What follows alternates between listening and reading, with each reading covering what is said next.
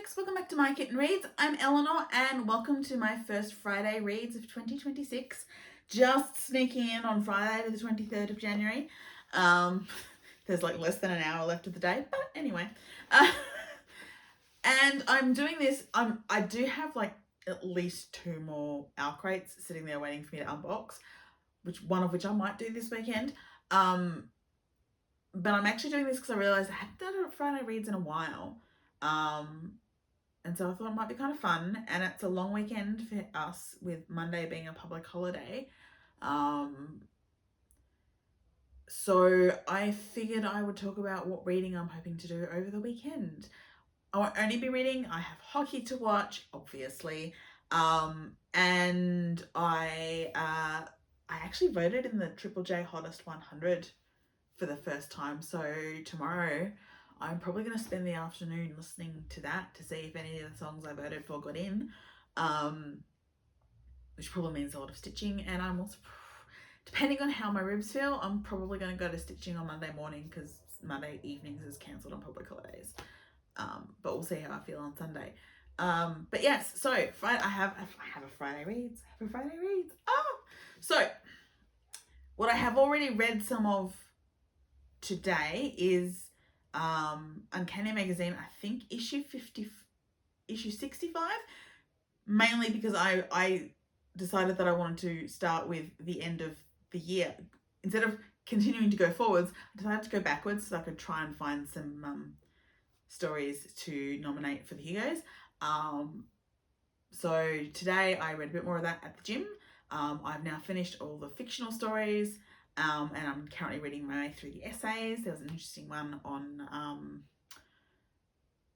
I think it's actually the third of a set of 3 essays on Disney and ethics and stuff. The Disneyfication of storytelling. But I obviously haven't read the first 2 yet because I'm going backwards. But yeah, that was all. I also read the last short story, which was interesting. It was about, let me think off the top of my head. It was sort of about child abuse, but putting a tiger in the place of the nanny who was doing the child abuse.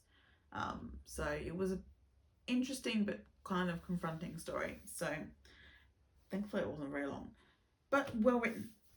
So what is on my agenda for this weekend? So I am hoping to finish Indigenous Women's Voices, 20 years from Linda Tobias-Smith's Decolonising Methodologies, edited by Tebraguna Country and Emily and Jennifer Evans. So I've been reading this for a while. So this is the book that my brother gave me for Christmas a few years back. I read the introduction and then went, I probably need to read the actual Linda Tobias-Smith Decolonising Methodologies. I have now done that. A lot of it went over my head, but I've at least got some context. And so I've been reading the essays in here. I've got about 3 left. It looks like I'm still got more to go than I have, but like a lot of this is actually like pretty much all of this here is the reference list. So I actually I've got about 3 essays left to read. So I'm hoping to finish that this weekend. I thought it was pretty appropriate for the weekend that includes the public holiday for Invasion Day. Australians will know what I'm talking about. So yes, I definitely want to finish that this weekend. So, and that of course is both a physical book, and written and edited by women who are BIPOC, Indigenous. So, yeah, so that I'm hoping to finish up. Then this week I was looking at my shelves and I was looking at my list of what I've already read this month, and I went, if I can finish Decolonising Methodologies, that's 1 BIPOC author, but I need at least 1 more so I can start my year on track with my goals. And then my goals are also to read books that I already own. And so I picked up Nnedi Okorafor's Lagoon, which has been sitting on my shelf for ages. I love Nnedi Okorafor. She sometimes goes over my head. She's a Nigerian-born author. I think Nigerian-born, or at least the Nigerian heritage. This is set in Lagos. and is a sort of a sci-fi underwatery type thing, involving a visitor from another planet, from outer space. So sci-fi. So that sounds fun, and I've already started it, and I'm like a chapter in. Well, a chapter, and there was an opening bit of prologue. So I've read the prologue on the first chapter. So I'm hoping maybe to curl up with that this weekend and get that read, because it's not that long. It's flicking through, the actual text is maybe less than 300 pages. So yeah, I'm hoping that will be read this weekend. And then there is no way this is going to be finished this weekend, but it's also a book that I picked up this week.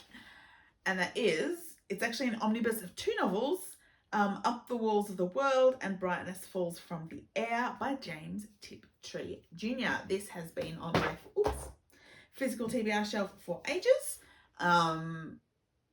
So again, trying to meet that goal. But I also this month finished listening to my reread of the Julie Phillips autobiography of Tiptree.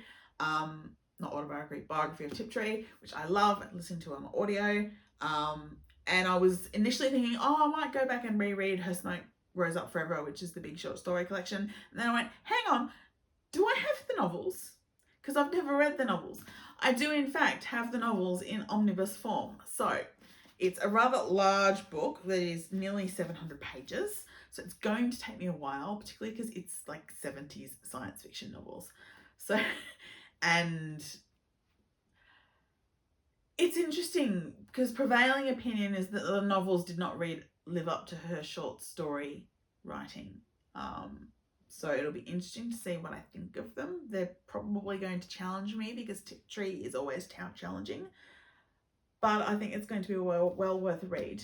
So if I finish both the other books, one I've just dropped Lagoon, but if I finish the essays and if I finish Lagoon, then I might also pick up and read a bit more of Tiptree, which I am 2 chapters into. The first novel, which is Up the Walls of the World, I believe. I think the first one is Up the Walls of the World. Yes, Up the Walls of the World. So yes, that is what is on my reading agenda, with probably more uncanny, because I will probably go to the gym for another run on Sunday. So at the very least, I'll probably get through more of Uncanny Magazine as well. So that is my reading agenda for the long weekend. We'll see how I go. Yeah, that's my Friday reads. Please like and subscribe, and I'll see you all again really soon. Bye.